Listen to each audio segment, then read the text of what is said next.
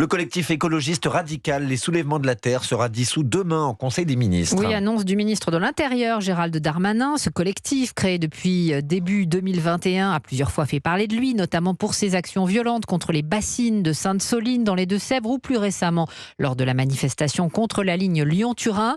L'annonce de cette dissolution, Jacques Serret, c'est la fin d'un bras de fer entre Elisabeth Borne et son ministre de l'Intérieur. Oui, 3 jours après les violences survenues en Savoie lors de la manifestation contre la liaison ferroviaire Lyon-Turin, Gérald Darmanin a fait cette annonce dans l'hémicycle cet après-midi. J'ai également une pensée pour les 13 militaires de la gendarmerie qui ont été blessés ce week-end. Aucune cause ne justifie que l'on blesse des policiers ou des gendarmes. Alors oui, à la demande du président de la République et de la première ministre, demain matin, je présenterai au Conseil des ministres le décret de dissolution des Soulèvements de la Terre. Ce mouvement, le ministre de l'Intérieur le qualifiait déjà d'éco-terroriste ces derniers mois. Des semaines que Gérald Darmanin réclamait sa dissolution, mais le dossier semblait bloqué. Elisabeth Borne freinait des 4 fers face à la pression des élus de gauche, selon un conseiller de l'exécutif.